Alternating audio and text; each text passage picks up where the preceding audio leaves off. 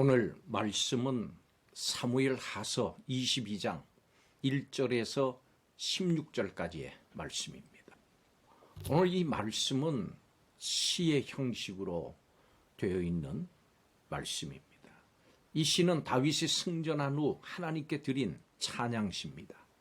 다윗은 오늘 이 말씀 첫머리에서 이 찬양이 모든 대적의 손에서 벗어났을 때 자신이 하나님께 드린 기도라고 밝힙니다. 다윗은 당시 피곤함, 쇠약함 가운데 군대를 이끄는 능력을 발휘할 수 없었습니다마는 여전히 예배 드릴 수는 있었습니다. 다윗은 싸울 수 있는 날들은 이제 다 지나갔을지 모릅니다마는 찬양할 수 있는 날들은 여전히 남아 있었습니다. 이 시가 온갖 전투를 경험한 용사 다윗을 뚜렷하게 보여주듯이 이 시의 첫 부분은 하나님을 전쟁에서 자신을 지키시는 여러 보호장치로 묘사합니다. 그래서 다윗은 고난을 당하고 수많은 대적에 둘러싸이더라도 하나님을 향한 신뢰를 저버리지 않겠노라고 거듭 다짐합니다. 그런데 다윗은 이렇게 미쁘신 하나님의 응답이 성전에서 예배에서 이루어진다고 하는 사실을 강조하고 있습니다. 우리는 이 말씀을 통해서 하나님의 임재를 경험하는 예배가 우리의 삶에 얼마나 중요한지 이것을 깨달을 수 있습니다. 다윗에게 있어서 하나님은 모든 전쟁을 하나님의 거룩한 전쟁으로 승리하게 해주신 바로 그 하나님이십니다. 오늘 말씀은 바로 이 점을 강조하고 있습니다. 여러분은 하나님을 어떤 분으로 알고 또 고백하고 있습니까? 오늘 말씀에서 다윗은 하나님은 자신의 부르짖음을 들으시고 구원해 주시는 분으로 알고 찬양하고 고백했습니다. 그렇다면 우리 각자가 기억해야 할 나의 하나님은 어떤 분이십니까? 오늘 말씀을 통해서 살펴보겠습니다. 첫째로 하나님은 구원하시는 분이십니다. 다윗은 하나님이 자신의 반석과 요새와 구원자가 되신다고 고백했습니다. 다윗은 이방의 원수나 사울 왕으로부터 도망 다닐 때 죽을 고비를 무수히 넘겨야 했습니다. 그럴 때마다 하나님은 대적과 원수로부터 그를 지켜주셨고 사망의 위험에서 그를 구원하셨습니다. 지금도 사탄은 끊임없이 우리를 유혹하고 악한 세상에서 환난을 겪게 합니다. 그때마다 여러분은 어떻게 반응하고 있습니까? 혹 좌절하진 않습니까? 혹은 하나님의 뜻과 방법을 버리고 세상의 방식으로 이 사탄과 맞서려고 하지는 않습니까? 그러나 우리는 오직 하나님의 방법으로 하나님 앞으로 나가야 합니다. 우리를 구원하실 분은 오직 하나님 한 분밖에는 없습니다.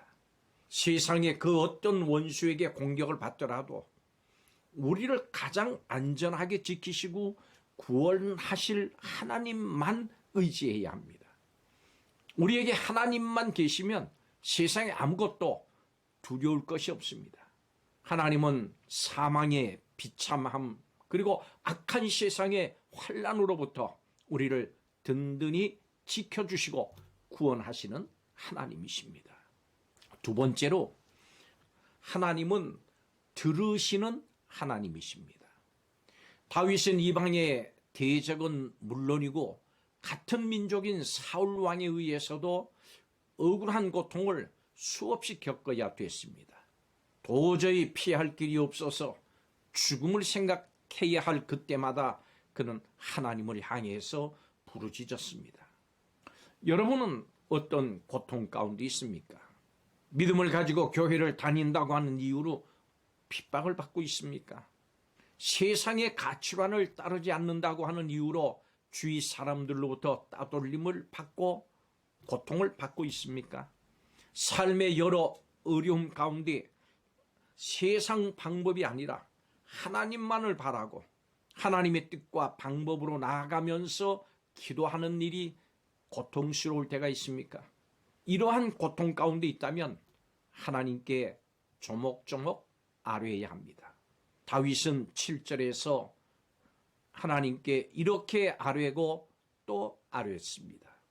내가 환난 중에서 여호와께 아뢰며 나의 하나님께 아뢰었더니 그가 그의 성전에서 내 소리를 들으시며. 아멘. 다윗은 기름 부음 받은 후 힘든 시기를 겪었고 실제로 왕이 된 그 후에도 명실상부한 왕이 되기까지 엄청난 시련을 극복해야 됐습니다. 사실 이것은 그가 하나님의 사람으로 만들어지는 그런 과정이었습니다. 다윗은 환난 중에도 여호와를 잊지 않았다고 노래합니다. 다윗은 문제 때문에 괴로울 때 그 마음속에 하나님을 생각했습니다. 그는 자신이 부르짖을 때 하나님이 들으신다고 하는 사실을 확신했습니다. 왜냐하면 자신이 하나님으로부터 기름 부은 자녀임을 믿었기 때문입니다. 성경은 믿음이 없이는 하나님을 기쁘시게 못한다고 했습니다. 다윗은 하나님의 존재와 선하심을 믿었습니다. 그가 하나님을 찾으면 반응하실 것을 믿었습니다. 이 믿음이 어려움을 이길 수 있는 힘이 됐습니다. 여러분, 우리도 바로 이 믿음을 가져야 합니다.